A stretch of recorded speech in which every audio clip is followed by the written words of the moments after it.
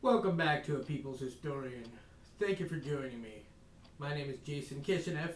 Each episode we read about 30 minutes out of a history book together. We are reading A People's History of the United States by Howard Zinn, chapter 24, entitled The Clinton Presidency. But before we start, would you just go ahead and hit that like button right there, and that notification bell, and the subscribe button. That'd be great.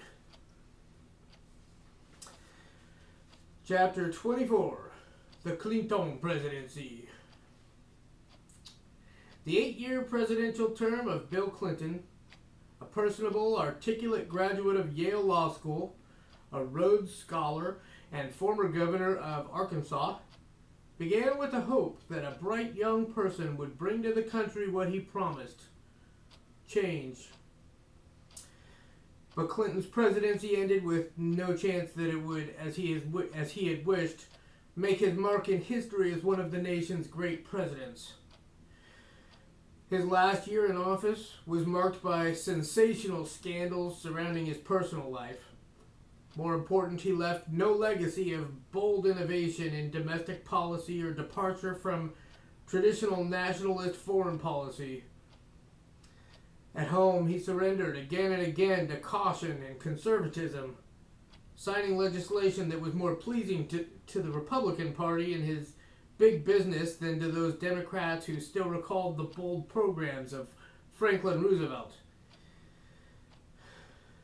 Abroad, there were futile shows of military braggadocio and a subservience to what President Dwight Eisenhower had once warned against: the military-industrial complex. Clinton had barely won election both times. In 1992, with 45% of the voting population staying away from the polls, he only received 43% of the votes, the senior Bush getting 38%, while 19% of the voters showed their distaste for both parties by voting for a third-party candidate, H. Ross Perot. In 1996, with half the population not voting, Clinton won 49% of the votes against a lackluster Republican candidate named Robert Dole. There was a distinct absence of voter enthusiasm. One bumper sticker read, "If God had intended us to vote, he would have given us candidates." It's very funny, isn't it? At his second inauguration ceremony, Clinton spoke of the nation at the edge of a new century in a new millennium. He said, "We need a new government for a new century." But Clinton's rhetoric was not matched by his performance. It happened that the inauguration coincided with the nationwide celebration of the birthday of Martin Luther King Jr., and Clinton invoked King's name several times in his address. The two men, however, represented very different social philosophies. By the time King was assassinated in 1968, he had come to believe that our economic system was fundamentally unjust and needed radical transformation. He spoke of the evils of capitalism and asked for a radical redistribution of economic and political power. On the other hand, as major corporations gave money to the Democratic Party on an unprecedented scale, Clinton demonstrated clearly his total confidence in the market system and private enterprise. During his 1992 campaign, the chief executive officer of Martin Marietta Corporation, which held huge and lucrative government contracts for military production, noted, "I think the Democrats are moving more toward business, and business is moving more toward the Democrats." Martin Luther King's reaction to the buildup of military power had been the same as his reaction to the Vietnam War. "This madness must cease," and "the evils of racism, economic exploitation, and militarism are all tied together." Clinton was willing to recall King's dream of racial equality, but not his dream of a society rejecting violence. Even though the Soviet Union was no longer a military threat, he insisted that the United States must keep its armed forces dispersed around the globe, prepare for 2 regional wars, and maintain the military budget at Cold War levels. Despite his lofty rhetoric, Clinton showed in his 8 years in office that he, like other politicians, was more interested in electoral victory than in social change. To get more votes, he decided he must move the party closer to the center. This meant doing just enough for blacks, women, and working people to keep their support, while trying to win over white conservative voters with a program of toughness on crime, stern measures on welfare, and a strong military. Clinton, in office, followed this plan quite scrupulously. He made a few cabinet appointments that suggested support for labor and for social welfare programs, and appointed a black pro-labor man as a head of the National Labor Relations Board. But his key appointments to the Treasury and the Commerce Departments were wealthy corporate lawyers, and his foreign policy staff, the Secretary of Defense, the Director of the CIA, National Security Advisor, were traditional players on the bipartisan Cold War team. Clinton appointed more people of color to government posts than his Republican predecessors, but if any prospective or actual appointees became too bold, Clinton abandoned them quickly. His Secretary of Commerce, Ronald Brown, who was killed in a plane crash, was black and a corporate lawyer, and Clinton was clearly pleased with him. On the other hand, Lanny Gagne, a black legal scholar who was being considered for a job with the Civil Rights Division of the Justice Department, was abandoned when conservatives objected to her strong ideas on matters of racial equality and voter representation. And when Surgeon General Jocelyn Elders, a black, made the controversial suggestion that masturbation was a proper subject in sex education, Clinton asked her to resign.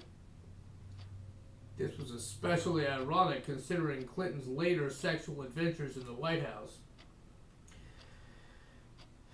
He showed the same timidity in the 2 appointments he made to the Supreme Court, making sure that Ruth Bader Ginsburg and Stephen Breyer would be moderate enough to be acceptable to Republicans as well as to Democrats. He was not willing to fight for a strong liberal to follow in the footsteps of Thurgood Marshall or William Brennan, who had recently left the court. Breyer and Ginsburg both defended the constitutionality of capital punishment and upheld drastic restrictions on the use of habeas corpus.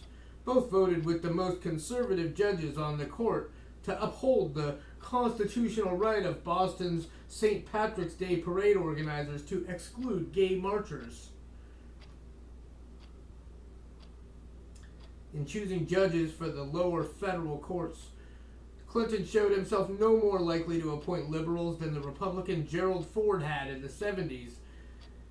According to a 3-year study published in the Fordham Law Review in early 1996, Clinton's appointments made liberal decisions in less than half their cases. The New York Times noted that while Reagan and Bush had been willing to fight for judges who would reflect their philosophies, Mr. Clinton, in contrast, had been quick to drop judicial candidates if there was even a hint of controversy. Clinton was eager to show he was tough on matters of law and order. Running for president in 1992, while still governor of Arkansas, he flew back to Arkansas to oversee the execution of a mentally retarded man on death row. And early in his administration, in April 1993, he and Attorney General Janet Reno approved an FBI attack on a group of religious zealots who were armed and ensconced in a building complex in Waco, Texas. Instead of waiting for negotiations to bring about a solution, the FBI attacked with rifle fire, tanks, and gas, resulting in a fire that swept through the compound, killing at least 86 men, women, and children. One of the few survivors of the Waco tragedy was David Thibodeau, who in his book, A Place Called Waco, gives us a rare inside description of the human consequences of the government attack. Despite the fact that more than 30 women and children were crowded into a narrow concrete chamber at the base of a residential tower, the tank crashed into the ceiling, shoving chunks of broken concrete onto the people huddled below. 6 women and kids were immediately crushed by falling blocks. The rest were suffocated by the dust and gas vapors as the tank injected massive doses of CS directly into their windowless, unventilated shelter. The charred corpse of a 6-year-old Star, David's oldest daughter, David Koresh was the leader of the religious sect, was found with her spine bent into a backward bow until her head almost touched her feet. Oh. Her muscles were contracted by the combined effort of the fire's heat and the cyanide in her body, a byproduct of CS gas suffocation.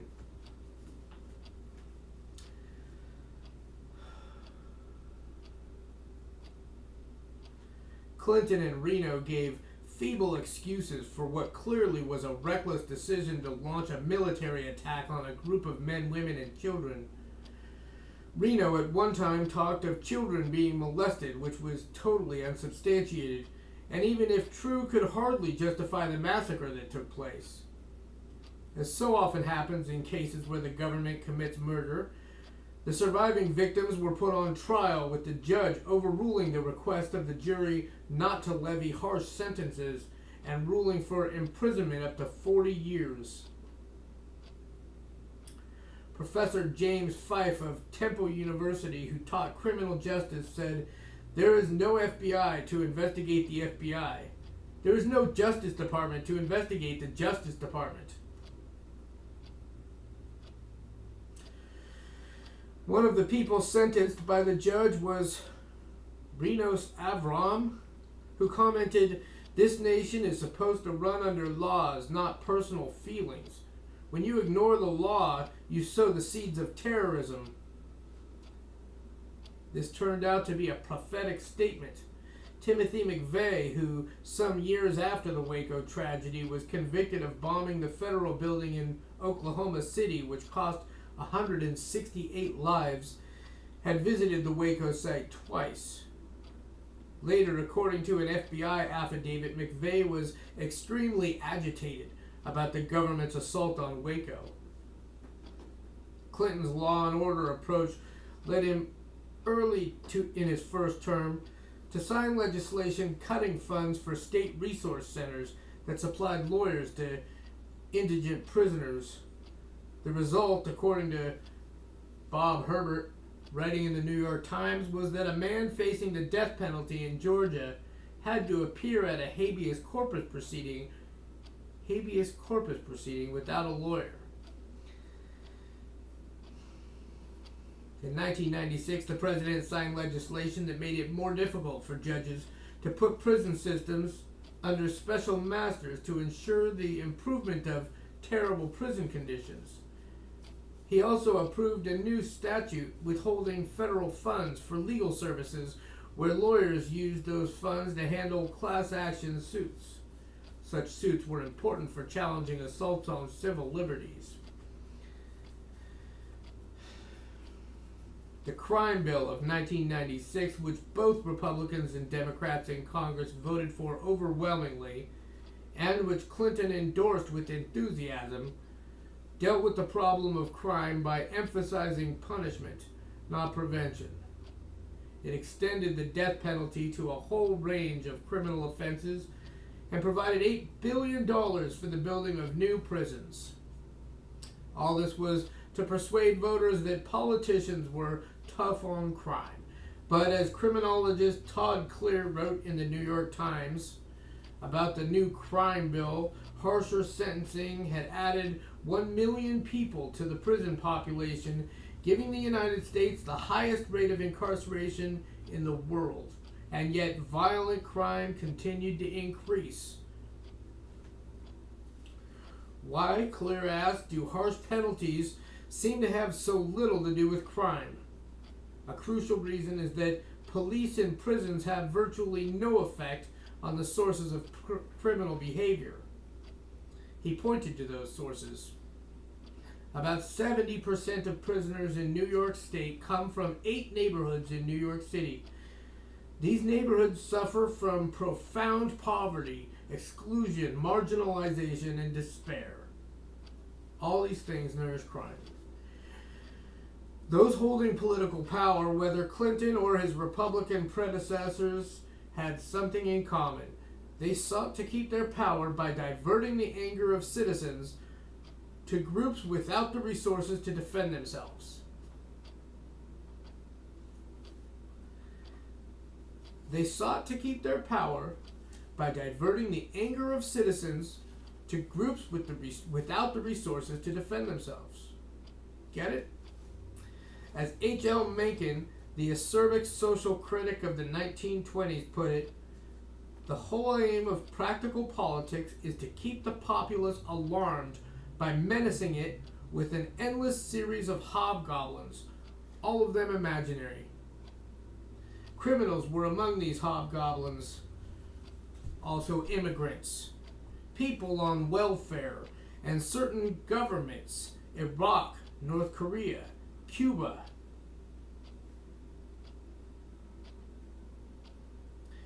By turning attention to them, by inventing or exaggerating their dangers, the failures of the American system could be concealed.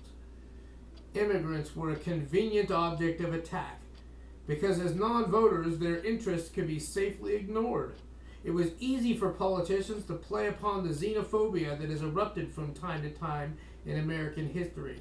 The anti-Irish prejudices of the mid-19th century, the continual violence against Chinese who had been brought in to work on the railroads, the hostility toward immigrants from Eastern and Southern Europe that led to the restrictive immigration laws of the 1920s. The reform spirit of the 60s had led to an easing of restrictions on immigration, but in the 90s, Democrats and Republicans alike played on the economic fears of working Americans. Jobs were being lost because corporations were firing employees to save money, downsizing, or moving plants out of the country to more profitable situations. Immigrants, especially the large numbers coming over the southern border from Mexico, were blamed for taking jobs from citizens of the United States, for receiving government benefits, for causing higher taxes on American citizens. We'll just pause really quickly. Chris Hedges says that, and I think very wisely, that we really can't address the immigration system until we have justice for the working class. Because of this kind of stuff, this blame. Very wise. Both major political parties joined to pass legislation which Clinton then signed to remove welfare benefits, food stamps, payments to elderly and disabled people from not only illegal but legal immigrants. Clinton signed to remove welfare benefits from legal immigrants. I did not know that. By early 1997, letters were going out to close to 1 million legal immigrants who were poor, old, or disabled, warning them that their food stamps and cash payments would be cut off in a few months unless they became citizens. For perhaps 500,000 legal immigrants, passing the tests required for becoming a citizen was quite impossible. They could not read English, were sick or disabled, or were just too old to learn. An immigrant from Portugal living in Massachusetts told a reporter through an interpreter, "Every day we are afraid the letter will come. What will we do if we lose our checks? We will starve. Oh my God, it will not be worth living." Illegal immigrants fleeing poverty in Mexico began to face harsher treatment in the early 90s. Thousands of border guards were added. A Reuters dispatch from Mexico City, April 3rd, 1997, said about the tougher policy, "Any crackdown against illegal immigration automatically angers Mexicans, millions of whom migrate legally and illegally across the 2,000-mile border to the United States in search of jobs each year. Hundreds of thousands of Central Americans who had fled death squads in Guatemala and El Salvador, while the United States was giving military aid to those governments, now faced deportation because they had never been deemed political refugees. To admit that these cases were political would have given the lie to U.S. claims at the time that those repressive regimes were improving their human rights record and therefore deserved to continue receiving military aid. In early 1996, Congress and the President joined to pass an Anti-Terrorism and Effective Death Penalty Act, allowing deportation of any immigrant ever convicted of a crime, no matter how long ago or how serious. Lawful permanent residents who had married Americans and now had children were not exempt. The New York Times reported that July that hundreds of long-term legal residents have been arrested since the law passed. There was a certain irrationality to this new law, for it was passed in response to the blowing up of the federal building in Oklahoma City by Timothy McVeigh, who was native born. The new government policy towards immigrants, far from fulfilling Clinton's promise of a new government for a new century, was a throwback to the notorious Alien and Sedition laws of 1798 and the McCarthy-era McCarran-Walter Act of the 1950s. It was hardly in keeping with the grand claim inscribed on the Statue of Liberty, "Give me your tired, your poor, your huddled masses yearning to breathe free, the wretched refuse of your teeming shore.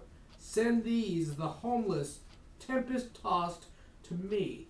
I lift my lamp beside the golden door." In the summer of 1996, apparently seeking the support of centrist voters from the coming election, Clinton signed a law to end the federal government's guarantee created under the New Deal of financial help to poor families with dependent children. This was called welfare reform, and the law itself had the deceptive title of Personal Responsibility and Work Opportunity Reconciliation Act of 1996. By this decision, Clinton alienated many of his former liberal supporters. Peter Edelman resigned from his post in the Department of Health, Education, and Welfare, bitterly criticizing what he considered Clinton's surrender to the right and the Republicans. Later, Edelman wrote, his goal was re-election at all costs. His political approach was not to calculate the risks, but to take no risks at all. His penchant for elevating shadow over substance has hurt poor children. The aim of welfare reform was to force poor families receiving federal cash benefits, many of them single mothers with children, to go to work by cutting off their benefits after 2 years, limiting lifetime benefits to 5 years, and allowing people without children to get food stamps for only 3 months in any 3-year period. The Los Angeles Times reported, as legal immigrants lose access to Medicaid and families battle a new 5-year limit on cash benefits. Health experts anticipate resurgence of tuberculosis and sexually transmitted diseases. The aim of the welfare cuts was to save $50 billion over a 5-year period, less than the cost of a planned new generation of fighter planes. Even the New York Times, a supporter of Clinton during the election, said that the provisions of the new law have nothing to do with creating work, but everything to do with balancing the budget by cutting programs for the poor.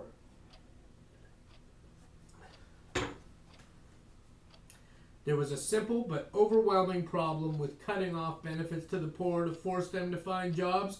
There were not jobs available for all those who would lose their benefits. In New York City in 1990, when 2,000 jobs were advertised in the sanitation department at $23,000 a year, 100,000 people applied. 2 years later in Chicago, 7,000 people showed up for 550 jobs at Stouffer's, a restaurant chain.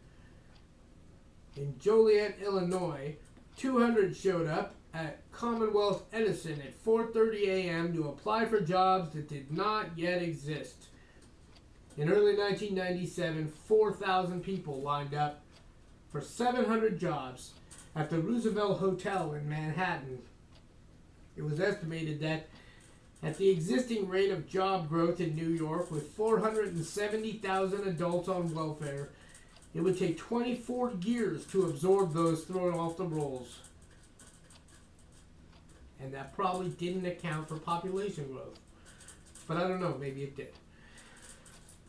What the Clinton administration steadfastly refused to do was to establish government programs to create jobs, as had been done in the New Deal era, when billions were spent to give employment to several million people, from construction workers and engineers to artists and writers. The era of big government is over.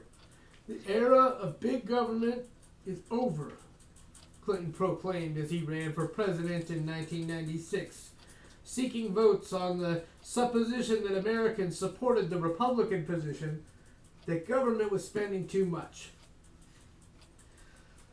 Both parties were misreading public opinion, and the press was often complicit in this. When in the mid-year election of 1994, only 37% of the electorate went to the polls. Wow, 37% went to the polls. That means 63% did not vote. That is huge. When only 37% of the electorate went to the polls, and slightly more than half voted Republican, the media reported this as a revolution. A headline in the New York Times read, "Public shows trust in GOP Congress," suggesting that the American people were supporting the Republican agenda of less government. I didn't swear, I just made a noise. But in the story below that headline, a New York Times, CBS News public opinion survey found that 65% of those polled said that it is the responsibility of government to take care of people who can't take care of themselves. Clinton and the Republicans, in joining against big government, were aiming only at social services. The other manifestations of big government, huge contracts to military contractors and generous subsidies to corporations, continued at exorbitant levels. Big government had in fact begun with the Founding Fathers, who deliberately set up a strong central government to protect the interests of the bondholders, the slave owners, the land speculators, the manufacturers. For the next 200 years, the American government continued to serve the interests of the wealthy and the powerful, offering millions of acres of free land to the railroads, setting high tariffs to protect manufacturers, giving tax breaks to oil corporations, and using its armed forces to suppress strikes and rebellions.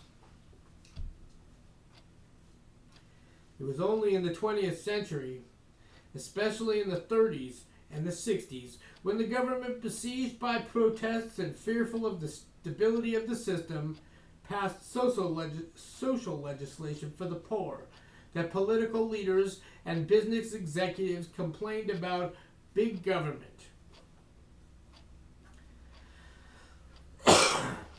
President Clinton reappointed Alan Greenspan as head of the Federal Reserve System, which regulated interest rates. Greenspan's chief concern, money, was to avoid inflation, which bondholders did not want because it would reduce their profits. His financial constituency saw higher wages for workers as producing inflation and worried that if there was not enough employment, wages might rise. Reduction of the annual deficit in order to achieve a balanced budget became an obsession of the Clinton administration. But since Clinton did not want to raise taxes on the wealthy or to cut funds for the military, the only alternative was to sacrifice the poor, the children, the aged, to spend less for health care, for food stamps, for education, for single mothers. Two examples of this appeared early in Clinton's second administration in the spring of 1997. From the New York Times, May 8, 1997, a major element of President Clinton's education plan, a proposal to spend $5 billion to repair the nation's crumbling schools, was among the items quietly killed in last week's agreement to balance the federal budget. From the Boston Globe, May 22, 1997, after White House intervention, the Senate yesterday rejected a proposal to extend health insurance to the nation's 10.5 million uninsured children.